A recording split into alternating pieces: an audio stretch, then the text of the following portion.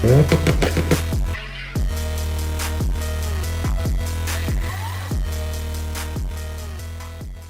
everyone, it's been a little bit again and I've been traveling the world, capturing all things JDM and general car culture in 2026. In today's video, I want to share with you guys some of the boring concepts car collection which so gracefully invited me to come and film, alongside two of China's biggest automotive events, the Cool Car Show in Shenzhen and the GT Show in Suzhou. It's a really special video, so I hope you guys enjoy it as much as I did while filming it. First up was the Boring Concept HQ in Guangzhou. They had a very special subset of their collection on display, including a Ferrari 599 GTO, Bugatti Veyron, McLaren P1, Porsche 918 Spyder, and a LaFerrari. The latter three making up the Holy Trinity. This is obviously way out of my depth from my usual JDM obsession, so I had to learn quite a bit about these cars after the fact. I never got too into anything with a supercar tag or higher, just because it's so out of my price range, I never bothered. But after getting to spend some time with them up close, I really started to get a feel for how amazing these hypercars really are. The 918 was probably the most mild looking from the front, in my opinion, but that isn't to demean it at all. It looks absolutely stunning in person, and the rear section, partially exposing the V8 powering it, looks crazy, especially with the elevated exhaust. And of course, the removable roof is completely carbon fiber, coupled with some cool carbon aero disc, and it's got a little e-power cap to charge its batteries. Side by side with the P1, you can start to see a lot of similarities from the design eras. With the size of the carbon lips, long lines that go from the front into large side vents, it's something that had always been missing from the JDMs I'm used to. Which is why I really want body kits for my cars that introduce these wider fenders with vents. I really like both of these together, and how both McLaren and Porsche have their own very iconic takes on their ultimate flagship to represent an era of their brand. The P1 specifically was a big favorite of mine from the start, with the super aggressive nostril-like vents that are shaped like the McLaren logo itself, beautiful carbon lip, lots of functional ducts, a large chunk of exposed carbon down the side, and this awesome looking active wing on the back. The wing was the most interesting part to me. Being able to see the pinchable of aero engineering from 2013, all the little details here and there stood out so much for me, and from such a sleek front, the rear looks a bit rustic in comparison. A nice little contrast. Also, I really loved the interior of the P1, with Alcantara paired with carbon fiber everywhere. It was my first time opening this door, so I was super nervous. But once it was open, you could get to see just how big these vents on the sides are, and how much of the front wheels was hiding by the door. The seats felt super nice, and I loved the little Boring Concept logo detail to finish it off on top. For a decade-old interior, it did not feel aged whatsoever. After getting to spend some time with the 918 and the P1, I was so blessed to be able to finish off the Holy Trinity with this amazing LaFerrari. I've heard about this one the most in passing, and it's one that grew on me the most. I'm not sure if it's deep Ferrari red being lit up in the light, but everything really felt like it started to come together as one. From the super aggressive front, the very wide rear, joined by a very luxurious feeling interior, it did feel very Ferrari to me, like the intersection of both sports and performance, but without forgetting the luxury elements. It's honestly really hard to pick a favorite from the three, especially without driving them. But I can see why they are part of the so-called Holy Trinity, both from appearance and their performance on paper. Another massive thank you to GPNE for letting me sit inside and film their LaFerrari. Outside of the Holy Trio, there was still their Bugatti Veyron and 599 GTO to go over. The Bugatti was covered in pink essence, which I think would make some enthusiasts grimace a little. I really enjoyed the uniqueness that TVC brought to this one. It's not boring to look at whatsoever, and it screams fun from start to finish. Again, another very big active wing at the back, tech all the way from the early 2000s, and their quad-turbo W16 engine nested in the rear. Finished with the iconic Veyron rear, and probably my favorite part, the 2 air intakes sitting on top. And the most important car presence at the garage was, of course, this classic yellow FD RX-7, finished off with a lot of JDM goodies all over. This car is actually really special though, as the founder of Boring Concept himself took this from a stock RX-7 into what it is today. A real project of love that you can really feel and see in the details. Spec'd super well as you'd expect from top to bottom, it makes a reasonable 400 to 500 horsepower with some beautiful match accents in the engine bay, a really big fan of the color matching and custom CNC bits. And of course, you can't forget the fat wing on the back as always. Probably one of the nicest FDs I've seen recently, so it was a nice treat on top of all the hypercars around. The owner was also super kind to let us hear it running, along with some pops and bangs as well, a really classic rotary experience. Overall, this was such an amazing and special experience. I really want to say a big thank you to the Boring Concept for letting me come and film with them, and also for all their supports while I've been in China as well. Super awesome team and mission with a very cute aesthetic. I hope I get to work with them more in the future and share it with you guys. Oh, and last but not least, the founder actually races himself in China GT. And he got a new M4 GT3 for this year's racing season, complete with a livery designed by himself. It looks absolutely amazing, probably one of my favorite cars of the night, and to see all the detail put into the livery by the man himself was a real demonstration of the passion behind this team. Obviously, a lot of carbon everywhere, incredibly wide stance compared to a traditional M4, and an incredibly big wing as well. Huge fan of the aggressiveness and the two-toned exterior. Another very special car to be able to film. I hope things go well for him in the upcoming season. And that about wraps up my night with the Boring Concept. It's such an absolutely stunning collection of cars. Can't believe how lucky I was to get the opportunity. Now, moving on to the first day of the Cool Car Show. This place was absolutely huge. 16 big halls filled with everything automotive you could ever imagine. Obviously, the car meets is what I cared about, so I ended up making my way straight over there. But this place was so massive and they had everything.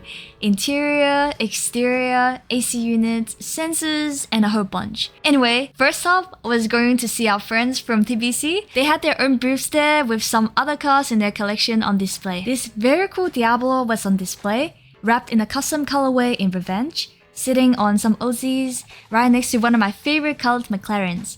I love the gradient on it. McLarens might be starting to be one of my favorite looking supercar brands now. An R35, which we're going to see so many of by the way, I wonder how many R35s I'll show in this single video. And probably my favorite car out of them all is this Liberty Walk Lambo. Super wide, super aggressive. I'd really love to know what it sounds like next time. Moving toward one of their other booths, they had a really cute setup with their Bugatti out in all pink, which attracted a huge crowd, probably one of the more popular cars at the show.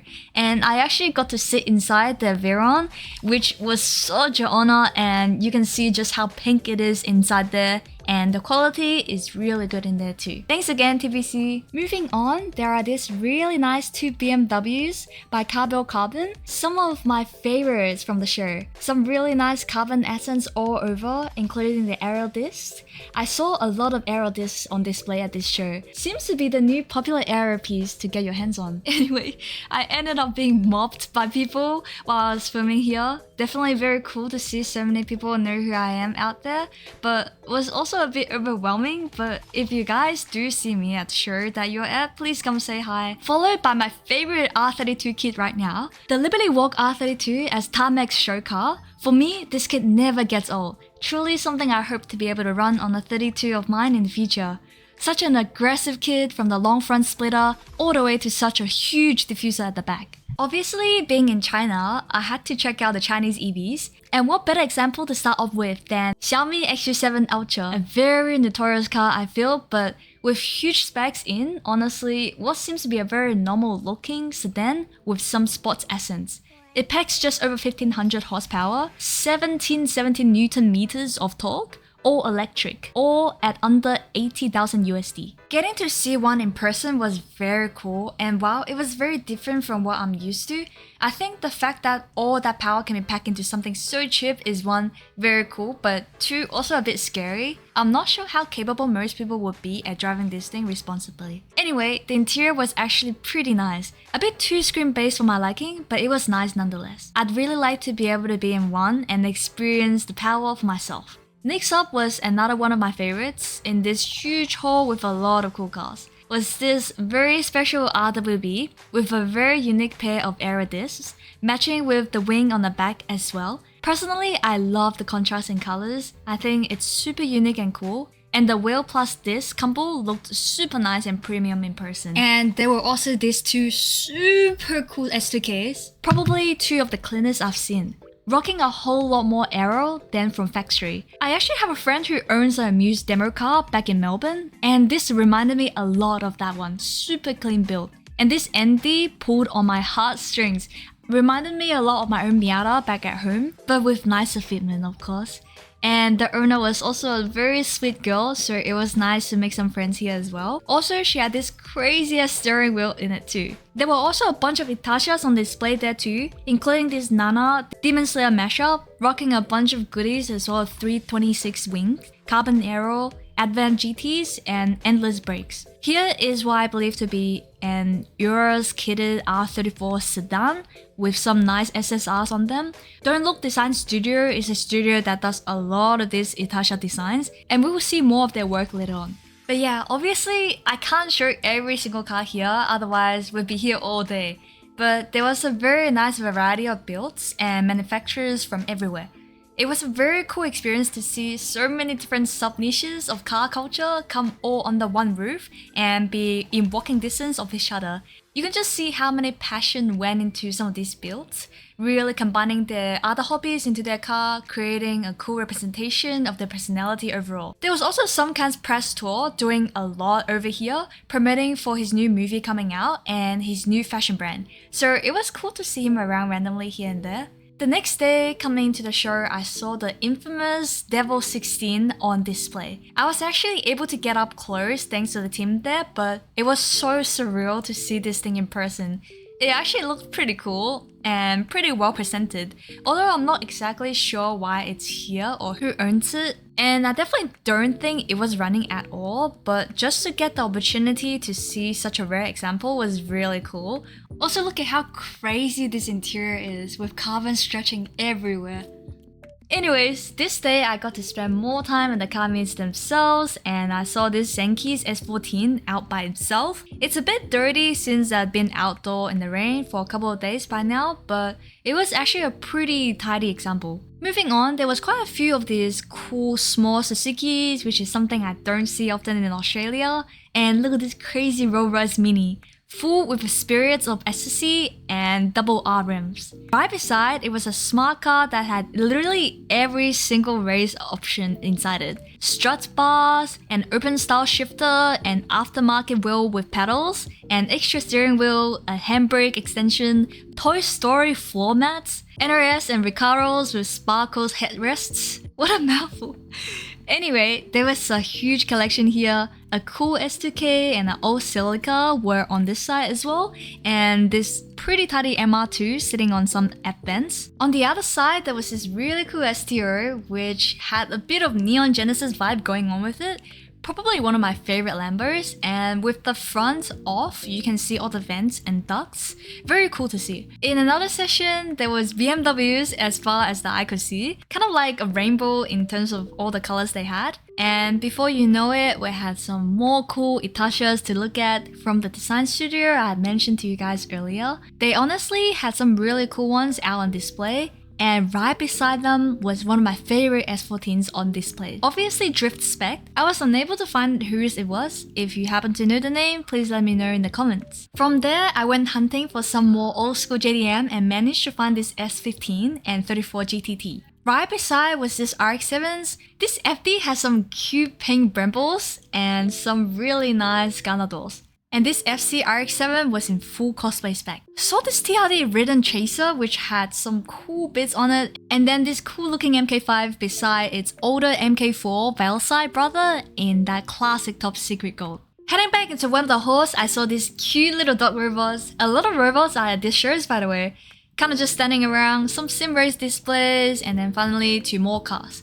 Starting off with this really neat R8. Onto this full race spec Type R, which set more impressive time at Goldenwood. Another 35, but this one's pretty cool to be honest. An olden Toyota Crown, which looked so cool and with grey fitment as well. And another 34 sedan, but this time with a cool wide body and paint. There was also this pretty cool NXS in a colorway I've never seen before. Fast forward to the next weekend. We are now in Suzhou for the GT show, another massive car show in sheer size. And this time I got to meet one of my favorite automotive personalities. Posted up at the Yokohama booth and representing 1087X was Echo Gal with her heavily modded A6 and R32. This 32 might be one of my favorite drift 32s that is currently used in the pro scene. I'm so happy that I finally got to meet her in person. She's been a big inspiration to me since I got more and more interested in the drifting space. Wishing her the best moving into the 2026 season. I also saw this really cool and funny looking HKS robot that they made 100% out of HKS parts and zip ties. Sporting a turbo face and HKS heads, there wasn't a piece of non-HKS parts on this entire body. The hands and fingers were even made out of HKS spark plugs. A very creative piece of art at this show for sure. Of course, we then met up with our friends at the Boring Concept for a bit, but they were busy doing their own thing, so I went keep exploring the show. And found this super cool Phantom 180 and this stockish S15. Obviously, I can relate to the kit a lot, but I also think they did such an awesome job executing the pink on this too, with just the right amount of black highlights. The S15 on the other hand was a lot more stock presenting, but honestly don't need a lot. With some nice carbon fiber canards at the front, it really does enough just like this. Apparently, it wouldn't be a car event without sampling into the infamous orange MK4 Supra again, now paired with its A90 brother. I managed to stumble across another RWB, this time sporting a very lime green colorway, and a tiny version of this at the other booth I'll show you later.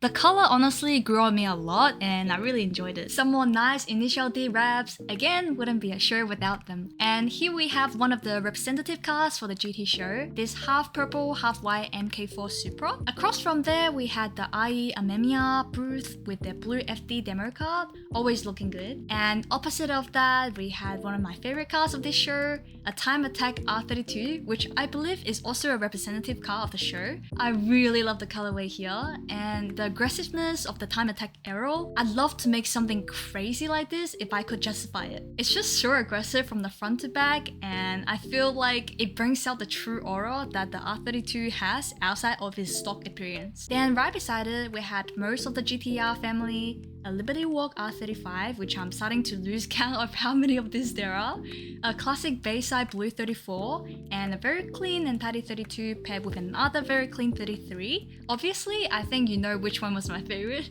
Then another one of my favorites was this insane Bosozoku Itasha that even came with its own cosplayer in the driver's seats. This thing had everything from the huge massive wing, exaggerated rear and front bars, and some very nice looking long champs. Even the interior was matching the style. It was like an entire cosplay for the car. And it was also my first time seeing the cool Bosozoku style exhaust coming out from the front bonnet, so it was really unique to me even in that sense. I really love seeing this and wish they were more prevalent at other events. Outside of that, we had a few more cool Itashas that I walked by. I also wish more Itashas were around at these events. Always refreshing to see despite what some people think. Continental also had a huge booth at this event, which was surprising since they didn't have much at Tokyo Auto Salon earlier on this year. But they had two really cool demo cars, this 911 and this Lambo. I also saw this cute little curvy A90 which stole my heart, and not too far from it, it was a yellow speed racing, which I love to give a quick shout out to as they had hosted me in Taichung for a drifting demo, which I really want to get out in some kind of video as the original plan to do it on my IG unfortunately fell through. So stay tuned for this coming soon. Golf also had a big presence here with a couple of McLarens on display, a lot of golf girls as well modeling, and even this helicopter that took me for a surprise.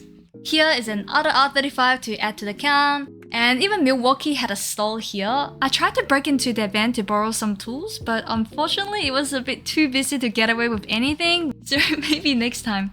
DK was also supposedly around, and he had this cool AE86 at his stall, which was cool to see. If you haven't already checked out my video on meeting DK, then please check it out on my channel. Some friends over at DPLAS also had a crazy cool collab going on between themselves, Quadrant and Undefeated. I love every single one of these brands, so it was so cool to see them all working on something together. Big shout out to the team at DPLAS, and it was super cool to see their A6 and very unique kitted FD on display. And they had this cool race car from iCrow too, and surprise, it's super cool RWB we saw earlier at this cool car show. Honestly, was a huge fan of the crazy error on the side skirts here. Tomica and Hot Wheels were also present, which had a very long line.